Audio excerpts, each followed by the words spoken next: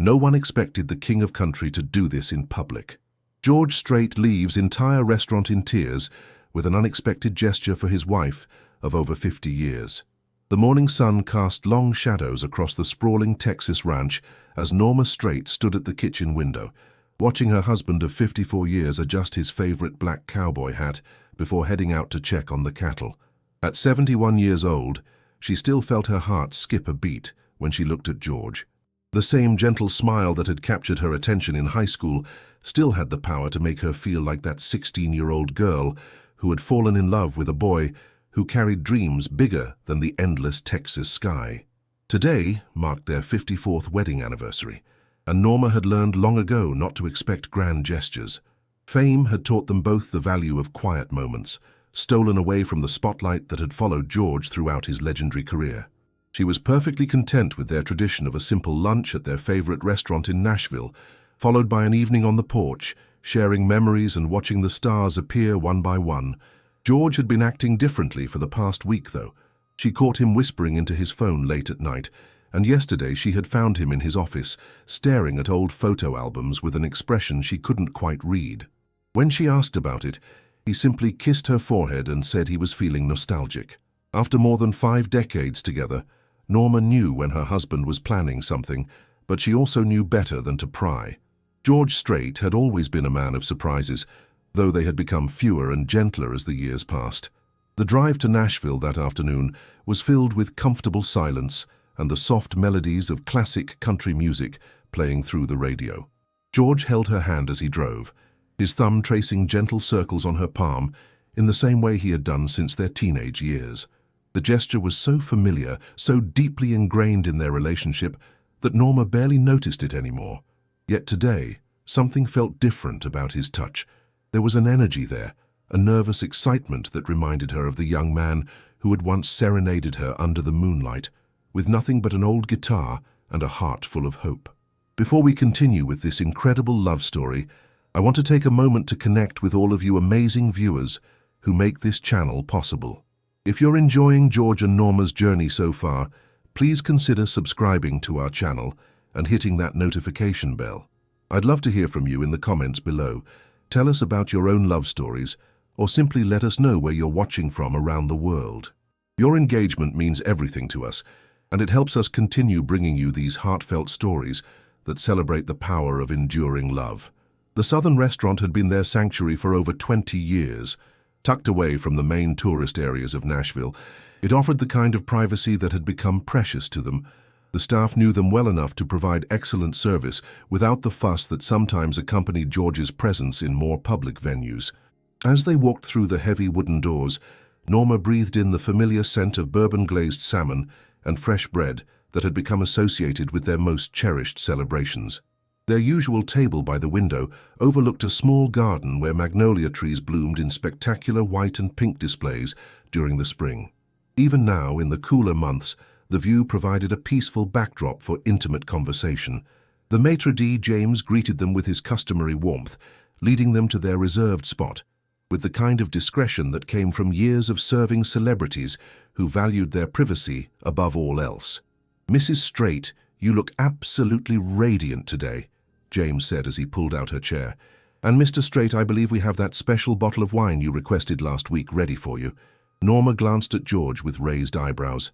He rarely drank wine with lunch, preferring his coffee black and his meals simple, but George just smiled that mysterious smile that had been appearing more frequently over the past few days and squeezed her hand gently. "Just wanted to make today special, sweetheart," he said, though his voice carried a slight tremor that only someone who had loved him for 54 years would notice. As they settled into their seats, Norma found herself studying her husband's face more carefully.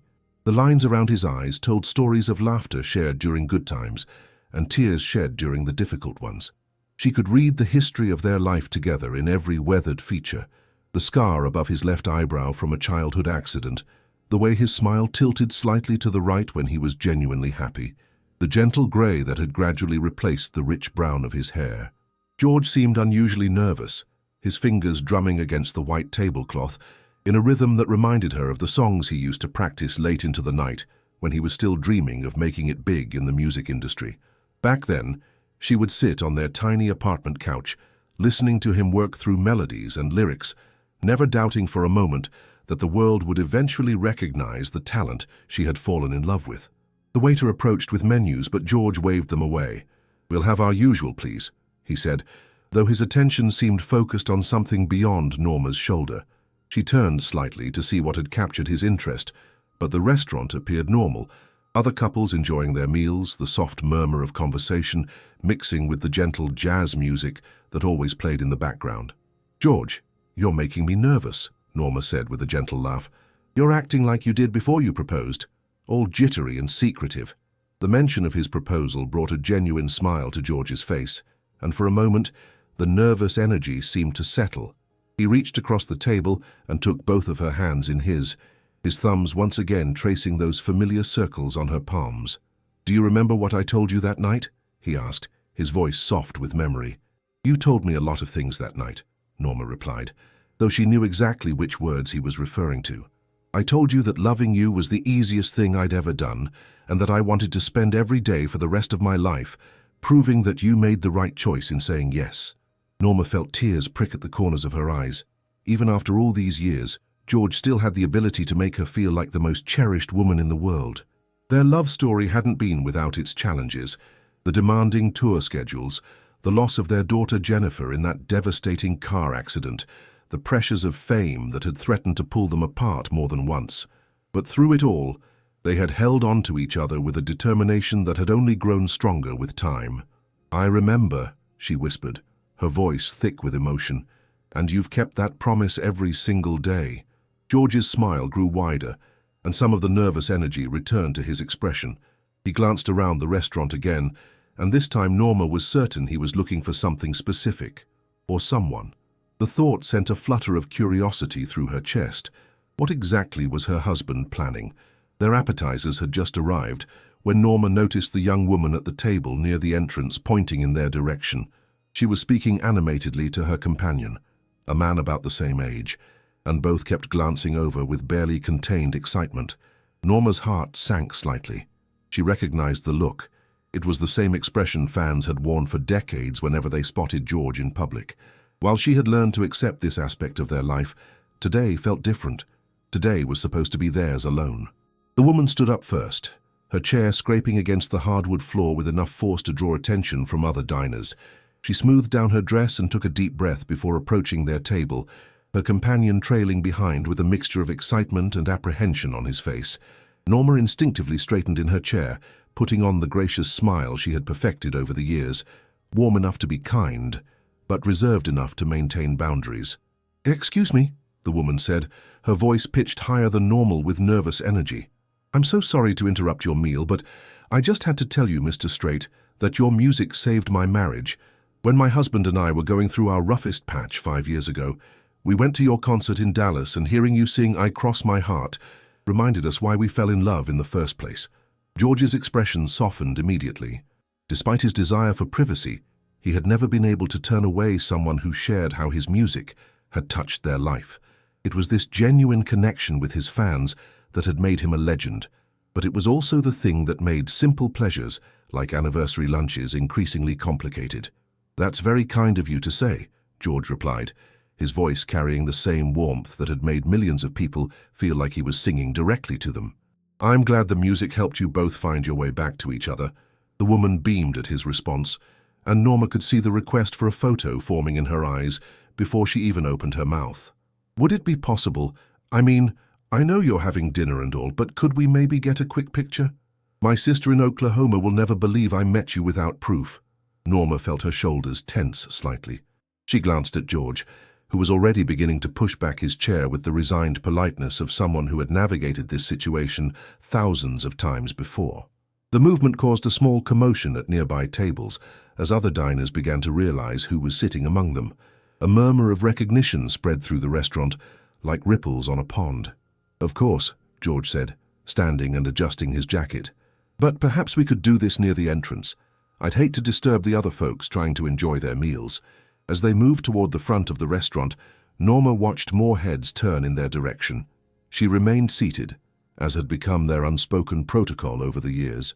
George would handle the fan interaction while she maintained their table, and tried to preserve what little privacy they could salvage from the moment. But today, sitting alone while strangers took photos of her husband, felt particularly isolating. The photo session, which was supposed to be quick, began to attract more attention. Another couple approached, then a family who had been dining in the back corner.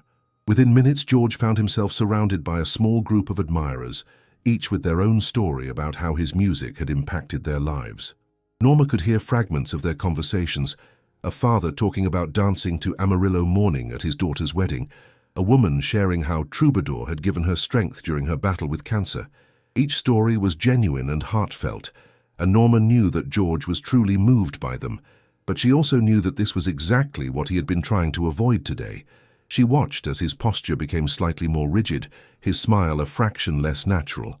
He kept glancing back at their table, catching her eye with an apologetic expression that conveyed both his love for their fans and his frustration with the timing. James, the maitre d', appeared at Norma's side with a concerned expression.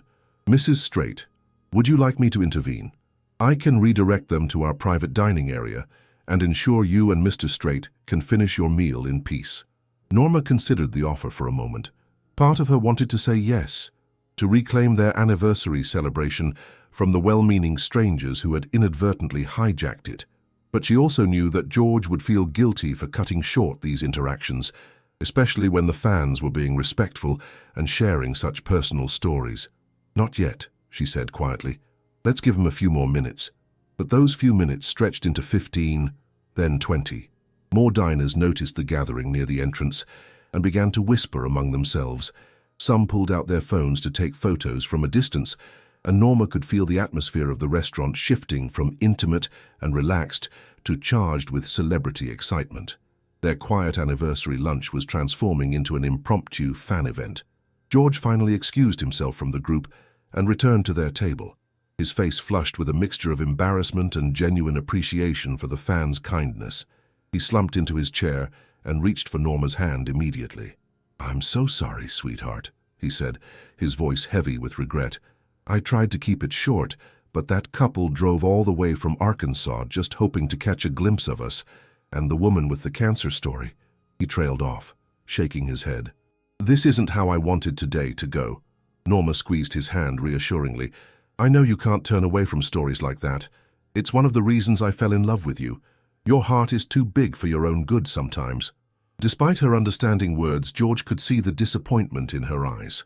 He had promised her a quiet celebration, and already their intimate moment had been disrupted by the very fame that had given them so many blessings, but had also demanded so many sacrifices. He made a decision then, one that would change the entire trajectory of their afternoon. "James," George called to the maitre d', who approached their table immediately. "Could I speak with you privately for just a moment?" As George rose from his chair again, Norma watched him walk toward the restaurant's office area with James. She could see them speaking in hushed tones, George gesturing expressively, while James nodded with increasing enthusiasm. Whatever her husband was planning, it was clear that the restaurant staff was going to be involved. When George returned to the table, his entire demeanor had changed. The nervous energy was still there, but it was now mixed with determination and something else. Excitement. He sat down and took both of her hands in his eyes sparkling with the same mischievous light she remembered from their early years together. "Norma Vega Strait," he said, using her full name in the way that always made her heart flutter. "I have loved you for 54 years, and I intend to love you for 54 more. But first, I need you to trust me for just a little while longer." Before she could ask what he meant, James reappeared at their table, carrying a bottle of champagne and wearing a smile that suggested he was now part of whatever conspiracy George had hatched. The other diners in the restaurant seemed to sense that something significant was about to happen, and the excited chatter near the entrance died down as attention focused back on their corner table. George stood up slowly, his hand still holding hers, and Norma felt her breath catch in her throat. After more than 5 decades of marriage, she thought she knew all of her husband's expressions, but the look on his face now was something entirely new, a combination of vulnerability, determination, and overwhelming love that made her feel as though she was seeing him clearly for the first time in years. The restaurant had grown quieter now, as if everyone sensed that something momentous was about to unfold. Even the fans who had approached earlier had found seats at nearby tables, their attention focused entirely on the legendary couple. Norma could feel dozens of eyes watching them, but for the first time in her life she didn't mind the audience. There was something about the way George was looking at her that made the rest of the world fade away. "Ladies and gentlemen," George began, his voice carrying easily across the dining room despite its gentle tone. "I hope you'll forgive an old cowboy for taking up a bit of your time, but today marks 54 years since this beautiful woman said yes to a proposal from a boy who had nothing but dreams and a beat-up guitar." A collective murmur of appreciation rippled through the restaurant. Norma felt tears beginning to form in her eyes, not from embarrassment, but from the realization that her intensely private husband was choosing to share their most intimate moment with complete strangers. This wasn't like him at all, and yet somehow it felt perfectly right. James appeared beside their table with the champagne, but instead of simply pouring it, he made a subtle gesture toward the restaurant's sound system. The soft jazz music that had been playing in the background faded away, replaced by something that made Norma's heart skip several beats. It was the opening notes of "I Cross My Heart," the song George had written for the movie Pure Country, but which had always felt like it belonged to them alone. "Norma," George continued, his voice growing stronger with each word, "when I was 20 years old and scared to death of everything except losing you, I made you a promise. I told you that I would love you with all my heart, that I would stand by you through whatever life brought our way, and that every day I would try to be worthy of the gift you gave me when you agreed to be my wife." The tears were flowing freely down Norma's cheeks now, but she made no attempt to wipe them away. She was transfixed by this public declaration from a man who had spent their entire marriage protecting their privacy with fierce determination. Around them, she could hear the soft sounds of other people crying, but her focus remained entirely on George's words. "We've been through things that could have broken us," he said, his voice catching slightly as he referenced the loss of their daughter. "We've celebrated victories that felt too big for two small-town kids from Texas. We've grown old together, and through it all, you've been my anchor, my inspiration, and my greatest blessing." George reached into his jacket pocket and pulled out a small velvet box, and the entire restaurant seemed to hold its breath collectively. Norma's eyes widened in surprise. They had never been the type of couple to exchange elaborate gifts or make grand romantic gestures. Their love had always been expressed in quiet moments, gentle touches, and shared glances across crowded rooms. "This isn't a proposal," George said, with a smile that was both nervous and radiant. "Lord knows I already won the lottery when you said yes the first time, but I wanted to give you something that represents every year we've shared, every challenge we've overcome, and every moment of joy we've celebrated together." He opened the box to reveal a ring unlike anything Norma had ever seen. It was elegant in its simplicity, but as the light caught the stones, she could see that it was covered in small diamonds, dozens of them, each one catching the restaurant's ambient lighting and throwing tiny rainbows across the white tablecloth. 54 diamonds, George explained, his voice now barely above a whisper. "One for each year you've filled my life with light. The jeweler told me it was impossible to fit that many stones on a single band, but I told him he didn't understand. Nothing's impossible when it comes to showing this woman how much she means to me." The restaurant erupted in spontaneous applause, but Norma barely heard it. She was staring at the ring, then at George, then back at the ring, trying to process the magnitude of what was happening. Her practical husband, who had always insisted that expensive jewelry was a waste of money, had commissioned something that must have cost more than their first house. "George Strait," she said, her voice shaking with emotion. "What has gotten into you?" He knelt down beside her chair, taking her left hand in his and gently sliding the new ring onto her finger next to her original wedding band. The fit was perfect, as if it had always belonged there. "What's gotten into me is the realization that I've spent 54 years being grateful for you, but I've never spent enough time making sure you know just how grateful I am." James stepped forward again, this time with a small microphone that he handed to George. Norma's eyes widened even further. Her husband, who had always insisted on keeping their personal life separate from his public persona, was about to perform for her in front of a room full of strangers. "I wrote this song about 30 years ago," George said, accepting the microphone with hands that trembled slightly. "Never recorded it, never performed it for anyone except you on our back porch. But I figure if I'm going to break all my own rules today, I might as well break them completely. A guitar appeared as if from nowhere, handed to George by a young man who had been seated near the back of the restaurant. Norma realized with a start that the audience hadn't been entirely coincidental. Some of these people had been waiting for this moment. Her mind raced as she tried to understand how long George had been planning this surprise. As George adjusted the guitar and checked the tuning, Norma looked around the restaurant with fresh eyes. The couple from Arkansas who had driven so far to see them, had they known this was going to happen? The family with the young children who had been so excited to meet George, were they part of the plan? The other diners who had seemed to gather at just the right moment, how many of them were here by design rather than coincidence? "This song is called 54 Years of Yes," George announced, and Norma felt her heart stop completely. He had written a song about their marriage, and he was going to perform it here now in front of all these people. This was so far outside of his comfort zone that she could hardly believe it was happening. George strummed the first chord, and his voice filled the restaurant with a warmth and intimacy that no recording could ever capture. The lyrics painted a picture of their life together. The early years when money was tight, but hope was abundant. The nights when he would come home from small-town gigs to find her waiting up for him with coffee and encouragement. The day they lost Jennifer, and how they had held each other through the darkest period of their lives. As he sang about their children growing up and leaving home, their grandchildren bringing new joy into their lives, and the quiet contentment of growing old together, Norma realized that this wasn't just a song, it was their entire love story, chronicled with the kind of detail that only someone who had lived every moment could provide.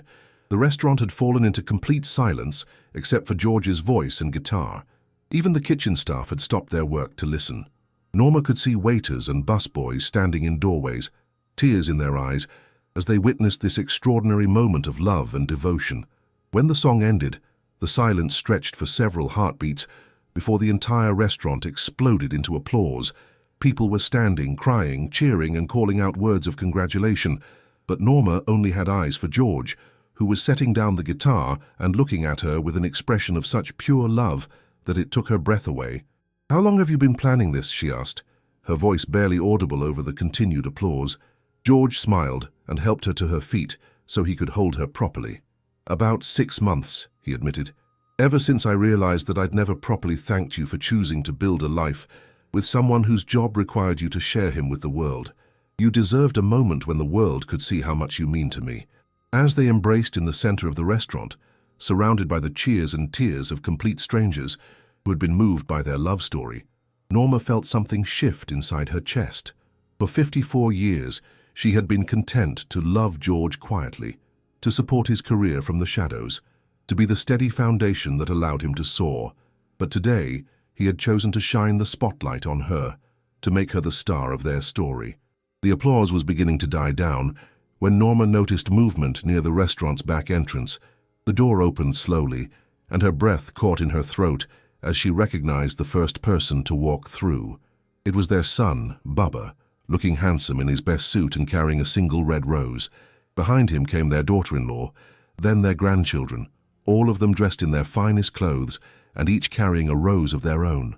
"Oh my God," Norma whispered, her hands flying to her mouth as more family members continued to stream through the door. "George, what have you done?" But the surprises weren't over. Following their family came faces that made Norma's heart race with disbelief. Alan Jackson walked through the door, his trademark smile warm and genuine as he nodded to the applauding crowd.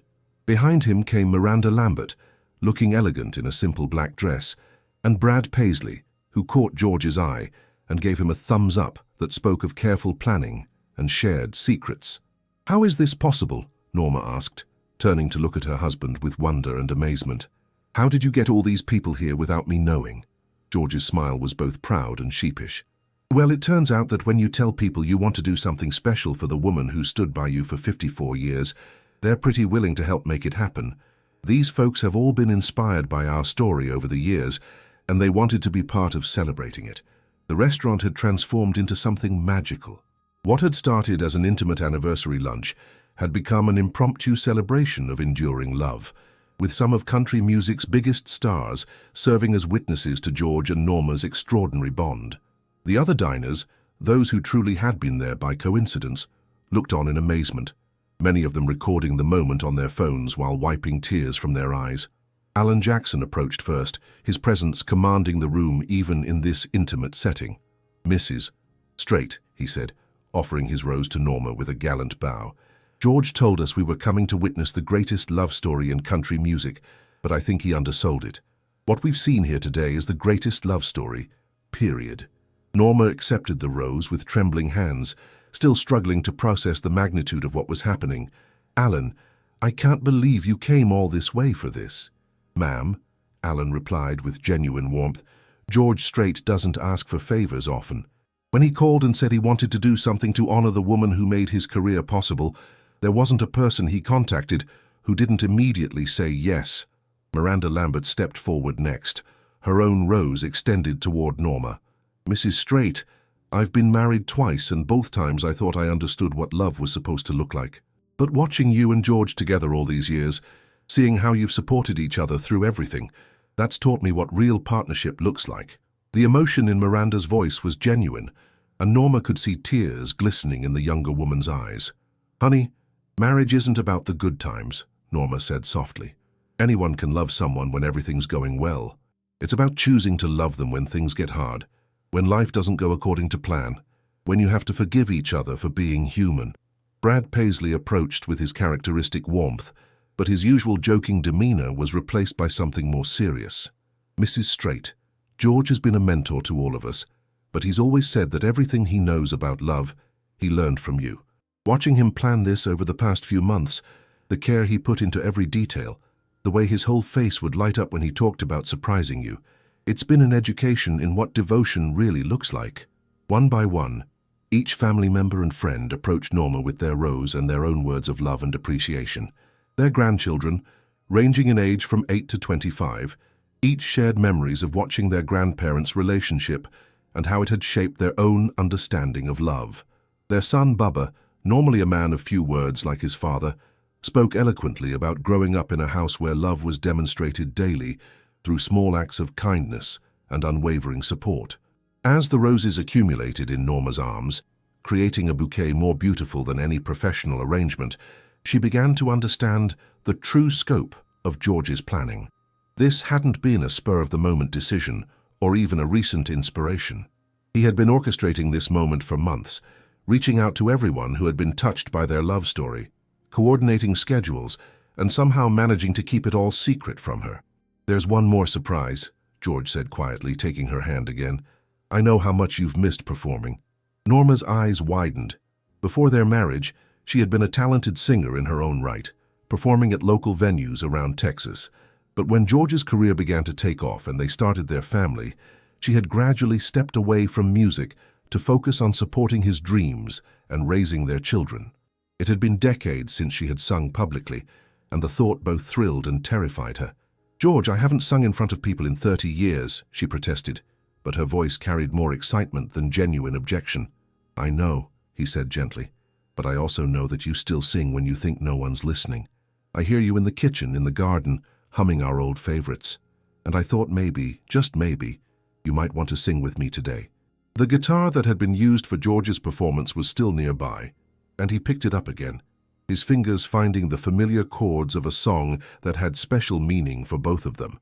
It was "Blue Clear Sky," one of George's hits, but also a song that Norma had helped him write during the early years of his career. She had contributed lyrics and melody suggestions, though she had never received official credit for the collaboration. "I never got to thank you publicly for your part in writing this song," George said as he began to play the opening chords, "and I never got to perform it with the person who inspired it. Would you do me the honor?" The restaurant fell silent again, as everyone waited for Norma's response. She looked around at the faces surrounding her, family members who had driven hours to be there, musical legends who had rearranged their schedules for this moment, restaurant staff who had become part of something extraordinary, and strangers who had been touched by witnessing authentic love in action. "I don't know if I remember all the words," she said, but she was already moving toward the microphone. "Yes, you do," George said with confidence. "Music is like love. Once it's truly part of you, you never really forget it." As Norma took the microphone, her voice was shaky at first, rusty from years of disuse, but as George's guitar guided her through the familiar melody, her confidence grew. Their voices blended together in a harmony that spoke of decades of shared experiences, of nights spent singing together on their porch, of a love that had matured like fine wine. The song took on new meaning as they performed it together. What had once been about young love and bright possibilities became a celebration of love that had endured, that had weathered storms, and emerged stronger. Norma's voice, though older and slightly rougher than it had been in her youth, carried an emotional depth that only comes from having lived a full life alongside someone you cherish. When the song ended, the applause was thunderous. But more than that, there wasn't a dry eye in the restaurant. Even the professional musicians who had come to witness this moment were visibly moved by the raw emotion and genuine love they had just experienced. James, the maitre d', approached with tears streaming down his face. "Mr. and Mrs. Strait, in 30 years of working in restaurants, I have never witnessed anything like what happened here today. With your permission, we would like to place a permanent plaque on this table commemorating this moment." George looked at Norma, who nodded through her tears. "We would be honored," she said. As the formal celebration began to wind down and the musicians prepared to leave, each one took a moment to speak privately with George and Norma. The conversations were filled with expressions of gratitude, not just for being included in this special day, but for the example the couple had set throughout their marriage. "You know what's remarkable about today?" Miranda Lambert said as she prepared to leave. "It wasn't just about George surprising you, Mrs. Strait. It was about him recognizing that your love story belongs to more than just the two of you. It belongs to everyone who's ever hoped that real, lasting love is possible." As the last of their famous friends departed, each with promises to stay in touch and invitations to visit the ranch, Norma found herself alone with George and their immediate family. The restaurant had slowly returned to normal operation, though she noticed that several of the staff members kept glancing their way with expressions of wonder, as if they still couldn't quite believe what they had witnessed. Their son, Bubba, approached them with his characteristic quiet demeanor, but his eyes were bright with emotion. "Dad, I have to ask, how long have you been planning this? And how did you manage to coordinate all these people without Mom finding out?" George chuckled, putting his arm around Norma's waist. "Well, son, it turns out your mother is a lot easier to surprise when she trusts you completely. She never questioned why I was making so many phone calls, or why I kept disappearing to meet with James here. She just assumed I was handling ranch business, or maybe planning some small recording project. The hardest part," George continued, "was getting everyone's schedules to align. Do you have any idea how difficult it is to coordinate the calendars of 3 major recording artists, plus all our family scattered across 3 states? Alan had to reschedule a recording session, Miranda postponed a photo shoot, and Brad moved an entire concert to make this work." Norma shook her head in amazement. "All this for me? I still can't believe it.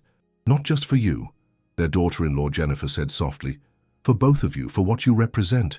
Dad told us he wanted to do this because he realized that your love story has been inspiring people for decades, but he'd never properly acknowledged your role in it publicly."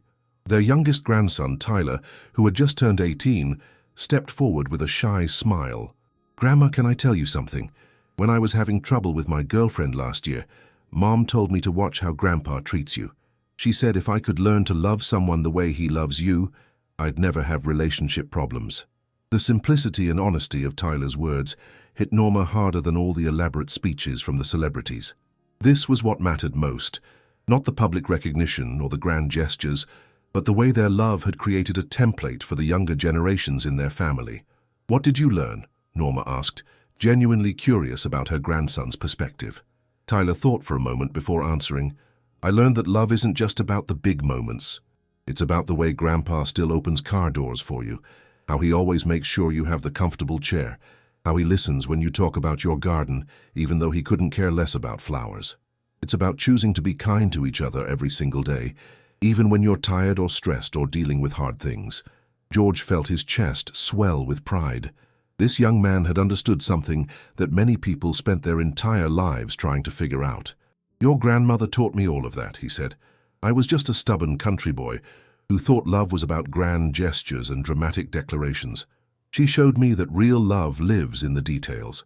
As their family began to gather their things and prepare to leave, James approached them one final time. "Mr. and Mrs. Strait, I wanted you to know that we've already ordered the plaque for your table. It will read, 'The table where love was celebrated. George and Norma Strait, 54 years of Yes Anniversary 2025. We hope you'll continue to celebrate your special occasions here with us. We wouldn't dream of going anywhere else, Norma said, surprising herself with how much she meant it. This place would forever hold the memory of the day her private husband chose to love her publicly, the day she rediscovered her voice, and the day their love story became a gift to everyone who witnessed it.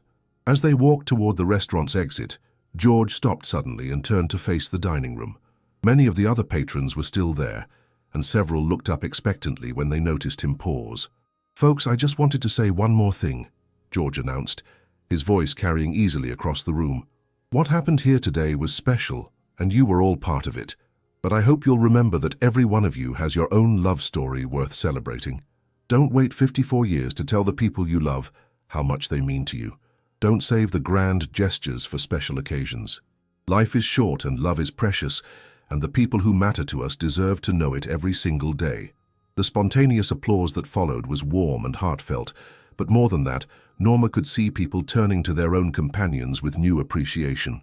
A couple at a nearby table reached for each other's hands, an elderly man kissed his wife's forehead, and a young woman smiled at her boyfriend with eyes full of possibility. As they finally stepped outside into the afternoon sunshine, Norma felt as if she was seeing the world through new eyes. The familiar streets of Nashville looked different somehow, more vibrant and full of potential. She realized that something fundamental had shifted in her understanding of herself and her place in the world. "George," she said, as they walked slowly toward their car, "I need to ask you something, and I want you to be completely honest with me." "Always am, sweetheart. What's on your mind?"